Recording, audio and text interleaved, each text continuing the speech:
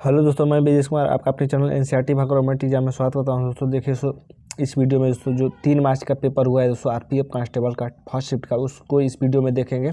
50 question जो पूछे गए हैं, ठीक ना। तो 50 क्वेश्चन में जितने भी क्वेश्चन मिले हैं दोस्तों उसको देखेंगे इस वीडियो में। तो चलिए इसको स्टार्ट करते हैं बिना देरी किए हुए दोस्तों। और PDF लेने के लिए आप टेलीग्राम से ज्वाइन हो जाइए, सो वहाँ पर PDF मैं डाल दूँगा, तो वहाँ से आप डाउनलोड कर पढ़ सकते हैं। चलिए इसको स्टार्ट करते हैं। देखते हैं दोस्तों, पहला क्वेश्चन पूछा गया था कि कच्चे फलों को पकाने के लिए किसका प्रयोग किया जाता था। देखिए सो अगर ऑप्शन में एथिलीन दिया होगा दोस्तों तो आंसर एथिलीन हो जाएगा, ठीक ना। तो कच्चे फलों को पकाने के लिए किसका प्रयोग किया जाता है, एथिलीन का प्रयोग किया जाता है। देख लेते हैं इसके बारे में दोस्तों, इससे रिलेटेड, क्योंकि रिलेटेड ही क्वेश्चन आ रहे हैं तो इसको जरूर देखिए। सबसे पहले सबसे अधिक इस्तेमाल किए जाने वाले रसायन को एथेफान क्या कहता है, एथेफान 2 क्लोरोइथाइल फास्फोनिक एसिड कहा जाता है। तो जो सबसे इस्तेमाल किया जाता है ज़्यादा वो उसका नाम होता है एथेफान, ठीक ना। एथिलीन का अगर सूत्र पूछा होगा तो ये हो जाएगा, एथिलीन एक रंगहीन गैस है जिसके संपर्क में आने पर फल पक जाते हैं। ऐसा इसलिए होता है क्योंकि एथिलीन हवा में ऑक्सीजन गैस के साथ प्रक्रिया करके कार्बन डाइऑक्साइड और पानी बनाती है। ये उत्पाद फलों के पकने की प्रक्रिया को सबसे तेज कर देता है, ठीक ना। तो एथिलीन का सूत्र भी होता है C2H4।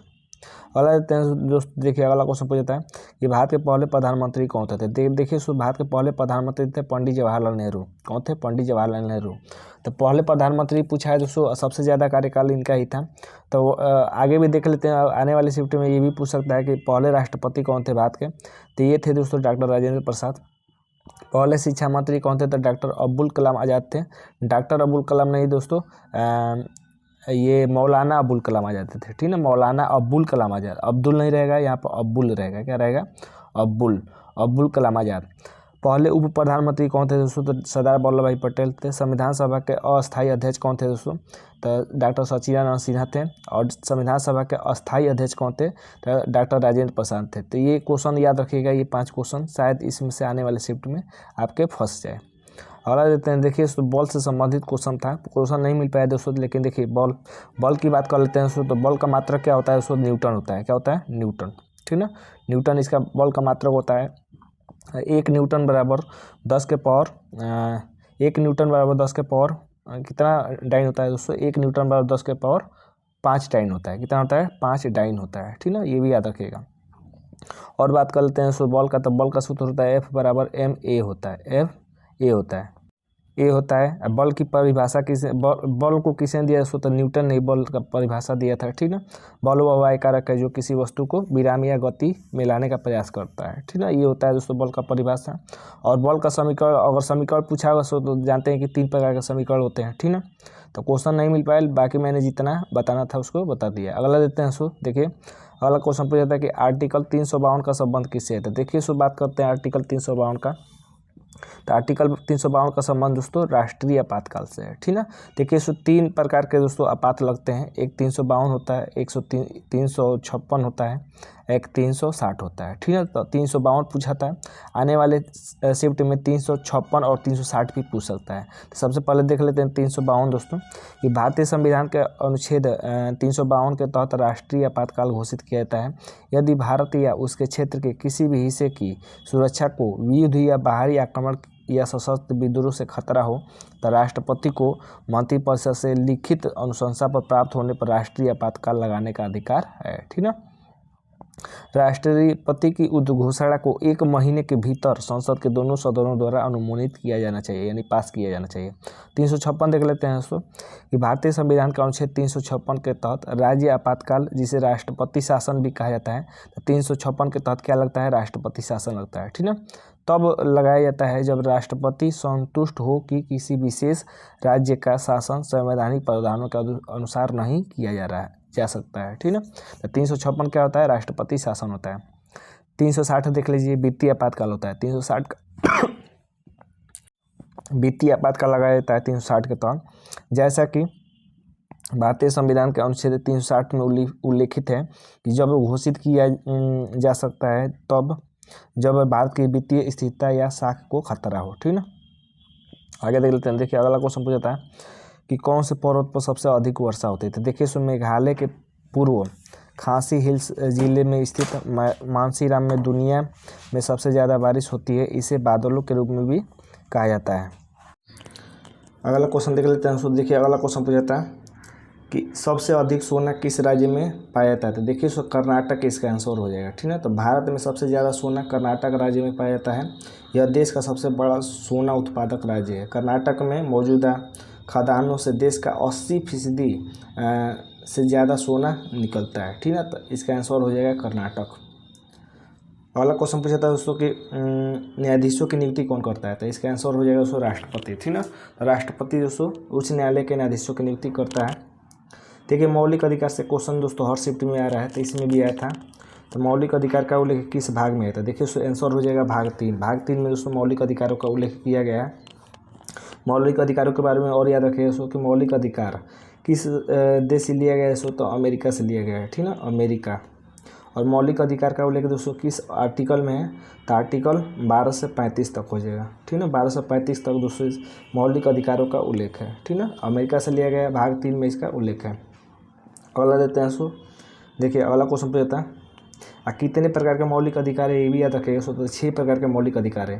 पहले हुआ करते थे दोस्तों 7 प्रकार के, लेकिन दोस्तों 44वें संविधान संशोधन 1978 द्वारा दोस्तों संपत्ति के अधिकार को हटा दिया गया। संपत्ति के अधिकार को और संपत्ति के अधिकार को हटाकर दोस्तों 300 क में रख दिया गया। 300 क में रख दिया गया और संपत्ति का अधिकार अब मौलिक अधिकार नहीं है, ठीक ना। तो ये भी याद रखिएगा। अगला देते हैं।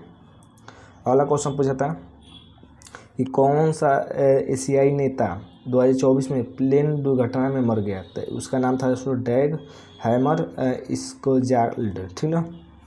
डैग हैमर स्कोजाल्ड नाम था उसका।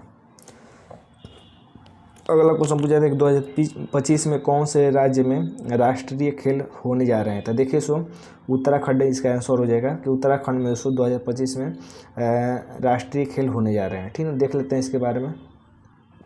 भारत के 2025 राष्ट्रीय खेल, जिसे भारत के 38वें राष्ट्रीय खेल और औपचारिक रूप से उत्तराखंड 2025 के रूप में जाना जाता है, उत्तराखंड राज्य में आयोजित किए जाते हैं गए थे। देखिए अगला क्वेश्चन पूछता है कि दाब के सिद्धांत किस नियम पर कार्य करते हैं। तो देखिए इसका आंसर हो जाएगा पास्कल।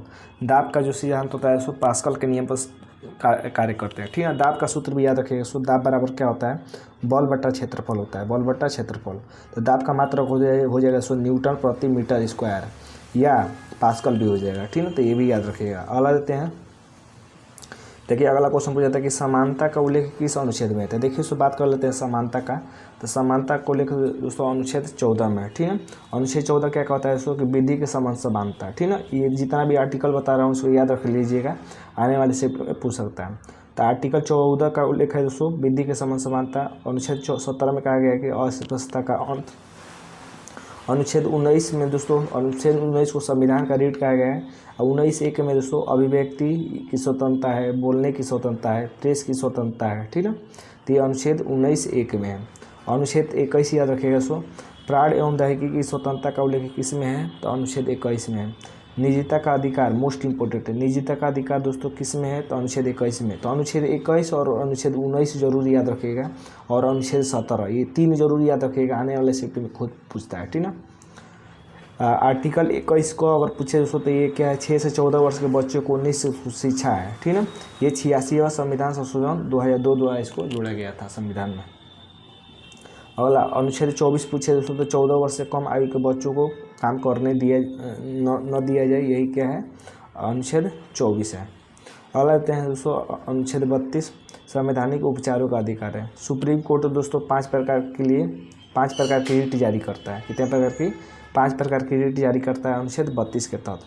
अनुच्छेद 226 दोस्तों हाई कोर्ट रिट जारी करता है, ठीक है। आगे देख लेते हैं। देखिए अगला क्वेश्चन पूछा था दोस्तों कि बैंक ऑफ बड़ौदा का CEO कौन है। तो देखिए सो बैंक ऑफ बड़ौदा के CEO हैं देवबंत चंद है, देवबंत चंद। अगला देखिए महात्मा गांधी राष्ट्रीय गारंटी योजना से पूछा था कि भारत गारंटी योजना कब शुरू हुई थी। भारत गारंटी नहीं होगा, या महात्मा गांधी गारंटी योजना होगा। तो कब शुरू हुई थी दोस्तों। तो ये शुरू हुई थी दोस्तों 7 सितंबर 2005 को हुई थी, ठीक है। तो महात्मा गांधी राष्ट्रीय ग्रामीण रोजगार गारंटी योजना, जिसे मनरेगा कहा जाता है, की शुरुआत 7 सितंबर 2005 को हुई थी। आगे देख लेते हैं। देखिए अगला क्वेश्चन पूछता है कि सविनय अवज्ञा आंदोलन कब शुरू हुआ था। तो देखिए सो इसका आंसर हो जाएगा 12 मार्च 1930 को, ठीक है ना। तो 12 मार्च 1930 को सविनय अवज्ञा आंदोलन शुरू हुआ था। तो सविनय अवज्ञा आंदोलन की शुरुआत दोस्तों 12 मार्च 1930 को हुई थी।